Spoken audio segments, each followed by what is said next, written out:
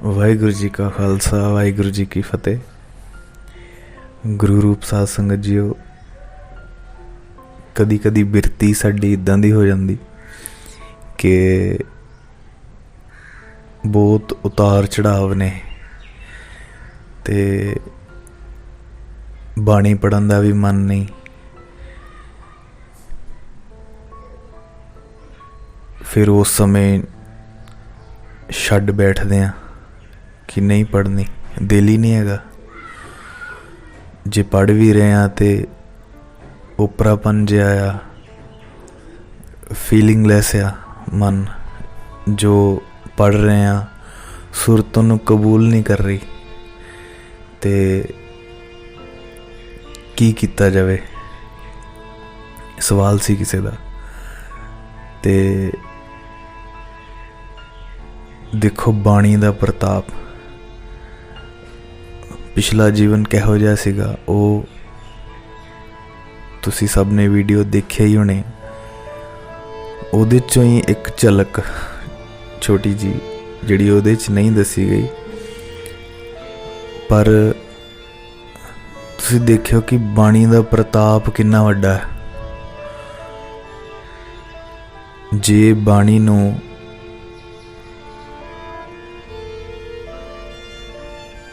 प्रेम नाल पढ़ लिया जाए तो ये की कर सकती, या कह लो कि गुरु उस बाणी चों कुछ समझा दे तो की वापर सकता।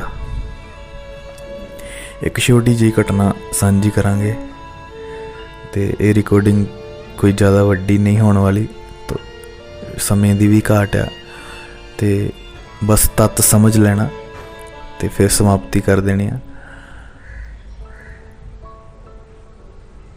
चौपाई साहब शुरू तो ही कंठ सी, मैनू लगदा कि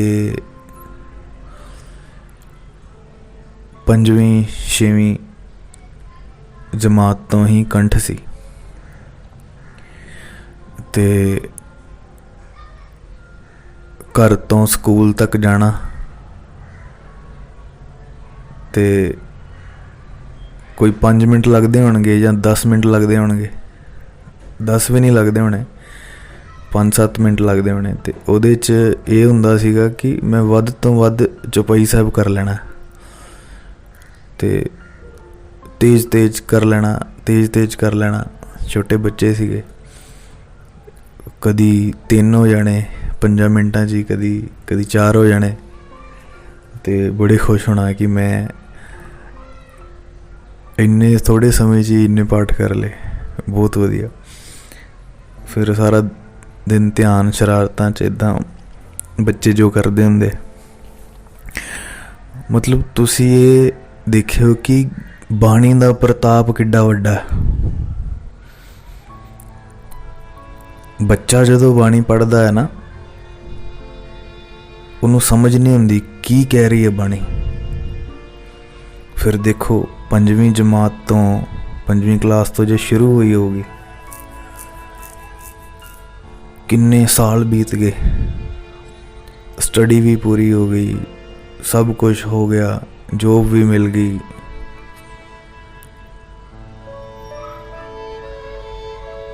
किन्ने किन्ने साल बीत गए, बाणी दी समझ ना आई, पर पढ़ रहे हैं। सोचो 5वीं जमात तो जॉब तक किन्ने साल हो जाते, तो जॉब करदे भी किन्ने साल हो गए। हुण पढ़ रही है रूह, हर सिचुएशन च पढ़ रही है। भावें तृष्णावां ने, गलत काम च रूह, कुछ भी आ, पर छड्ड नहीं रही, पढ़ रही है, अपना कार्य करी जा रही है।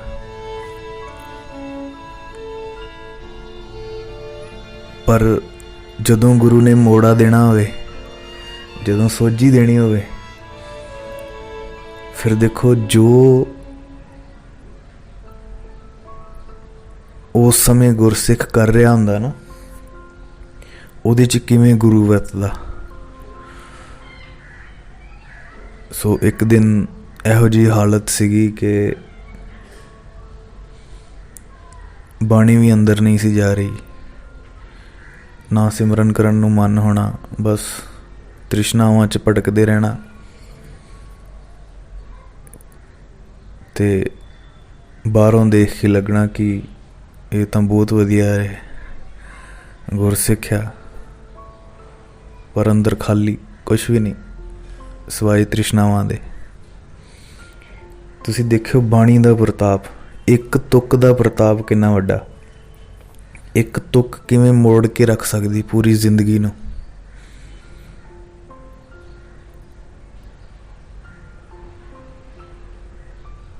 ਤੇ ਮੈਨੂੰ ਯਾਦ ਨਹੀਂ ਕਿ ਫਿਰ ਨਿਤਨੇਮ ਵੀ ਕੀਤਾ ਹੋਊਗਾ। ਬਹੁਤ ਸਮੇਂ ਐਸੇ ਵੀ ਸੀਗੇ ਕਿ ਨਿਤਨੇਮ ਵੀ ਤ੍ਰਿਸ਼ਨਾਵਾਂ 'ਚ ਜਦੋਂ ਲੱਗ ਜਾਂਦਾ ਇਨਸਾਨ, ਫਿਰ ਉਹ ਵੀ ਘਟ ਜਾਂਦਾ। ਜੇ ਕਰਦਾ ਵੀ ਆ ਤੇ ਉਹ ਇੱਦਾਂ ਹੀ ਬਸ ਹੋ ਗਿਆ। ਪਰ ਗੱਲ ਇੱਦਾਂ ਹੈ ਕਿ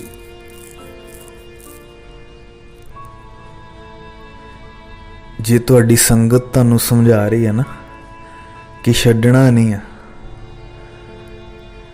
ਚਲੋ ਵਡਭਾਗੀ ਆ ਔਰ ਉਹ ਜਾਣੇ ਜਿਨ੍ਹਾਂ ਨੂੰ ਸੰਗਤ ਮਿਲਦੀ ਆ। ਜਿਨ੍ਹਾਂ ਨੂੰ ਨਹੀਂ ਮਿਲਦੀ ਫਿਰ ਉਹ ਵਹਿ ਜਾਂਦੇ ਆ ਤ੍ਰਿਸ਼ਨਾਵਾਂ 'ਚ। ਫਿਰ ਵਾਪਸੀ ਕਦੇ ਆ ਕੋਈ ਪਿਆਰੀ ਰੂਹ ਮਿਲ ਜੇ ਤਾਂ ਹੋ ਜਾਵੇ। ਸੋ ਇੱਕ ਦਿਨ ਨਾ ਇੱਦਾਂ ਹੀ ਸੋਚਿਆ, ਮੇਰਾ ਆਧਾਰ ਤਾਂ ਗੁਰੂ ਹੀ ਆ ਨਾ, ਬਾਣੀ ਤੋਂ ਬਿਨਾਂ ਤੇ ਕੋਈ ਗੁਜ਼ਾਰਾ ਹੀ ਨਹੀਂ। ਭਾਵੇਂ ਬਹੁਤ ਪਾਠ ਕੰਠ ਨੇ, ਸਭ ਕੁਛ ਹੈਗਾ ਸੀ, ਪੂਰਾ ਨਿਤਨੇਮ ਵੀ ਕੰਠ ਸੀ। ਤੇ ਸੋਚਿਆ ਚਲੋ ਬੜੇ ਦਿਨ ਹੋ ਗਏ, ਚੌਪਈ ਸਾਹਿਬ ਕਰ ਲਈਏ, ਸ਼ਾਇਦ ਕੁਛ ਫਰਕ ਪਵੇ। ਤੇ ਚੌਪਈ ਸਾਹਿਬ ਜਦੋਂ ਸ਼ੁਰੂ ਕੀਤਾ ਤੇ ਜਦੋਂ ਤੁਕ ਆਈ ਨਾ, तुम्हें छाड़ कोई अवर ना त्याऊं, तुम्हें छाड़ कोई अवर ना त्याऊं, ते उत्थे ही रूह रुक गई, अगे जावे ही ना, रुक गई उत्थे ही कि तुम्हें छाड़ कोई अवर ना त्याऊं। फिर अखां चों पानी ते बुरे हाल, क्योंकि अंदर दे खालीपन नूं महसूस कर रही सी रूह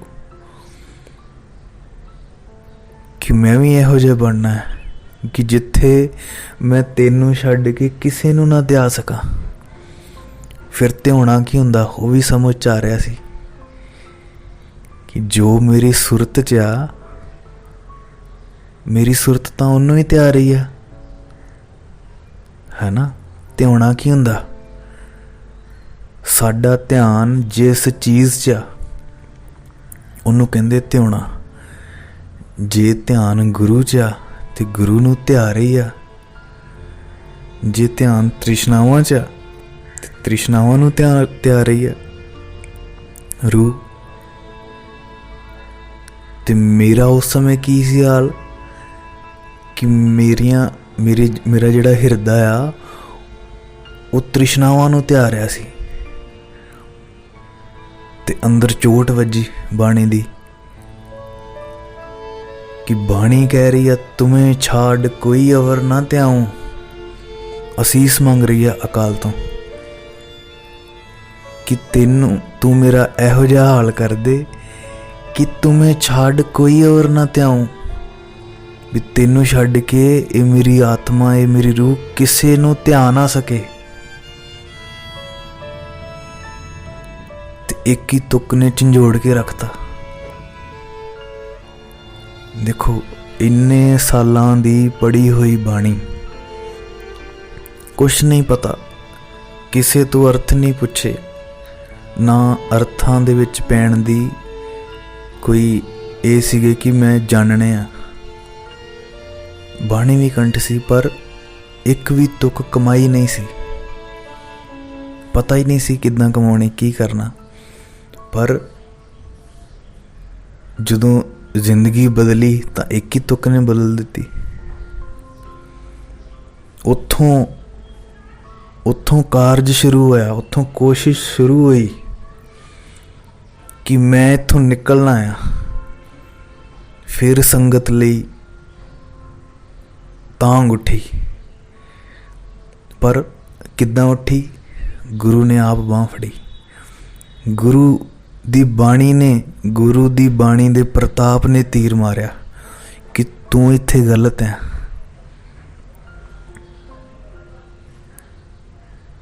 जुबान तां पढ़ रही आ, तुम्हें छाड़ कोई अवर ना त्याऊं, ते जिंदगी दे विच रूह पता नहीं किन्नियां नूं त्यार रही आ। कदे किसी चीज़ नूं त्यार रही है, कदे किसी इंसान नूं त्यार रही है। इंसान दियां सोचां च गायब आ, हर कारज वेले बस ध्यान उत्थे ही आ, कूड़ च। तो फिर जुबान तो कुछ होर पढ़ रही है ते कारज कुछ होर कर रही है असल दे विच। फिर अंदर दा मौसम चेंज हो जाता। फिर जो पढ़ रहा आ उही बनता जाता। फिर जदों कूड़ नूं त्याग दिंदा ना, फिर गुरसिख भी बाणी का रूप हो जाता। फिर फर्क नहीं रहिंदा गुरसिख ते बाणी च। शायद सुन के अजीब लगूगा, पर सचमुच नहीं ये रहिंदा। फिर जदों कहंदा ना, जदों सच्चा हो के, सुच्चा हो गए, गुरु दे गोद च बह के जदों कहंदा ना, तुम्हें छाड़ कोई अवर ना त्याऊं,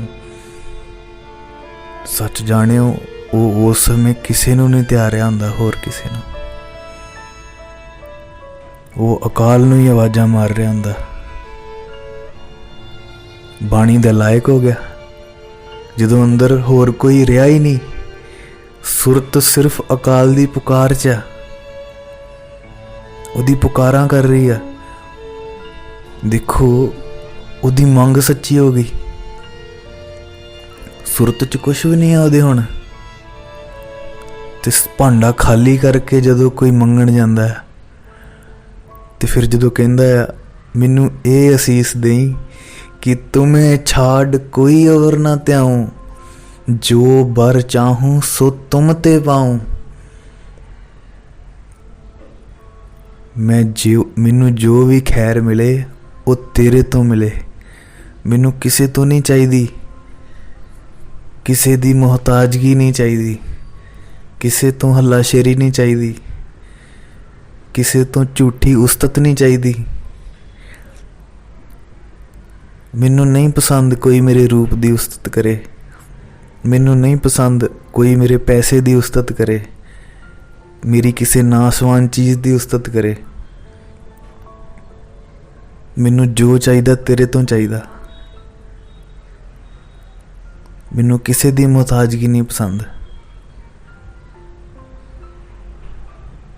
मेरा साथी तू बन। जे मेरे अंदर कोई खुशी आवे ते कारण तू आवे। कैसा वर मंगदी है फिर? जो बर चाहूं सो तुम ते पाऊं। मैनू हर चीज़ तेरे तो मिले, एहो जिहा वर दे मैनू। जो बर चाहूं सो तुम ते पाऊं। पूरी सृष्टि जिवें इन्हां दोनों तुक्कां च ही पिरोई गई होवे। सोचो दो ही तुक्कां ने अजे तां। असीं कई वारी चौपाई साहिब दी कथा करदे हां, असीं भी अपलोड कीती सी। सच जानियो कथा हो ही नहीं सकती। एक तुक भी जे कमाईए ते ओदी कथा शुरू कर दी है ना, वो मुकनी ही नहीं आ। ये तो भंडार आ चौपाई साहब।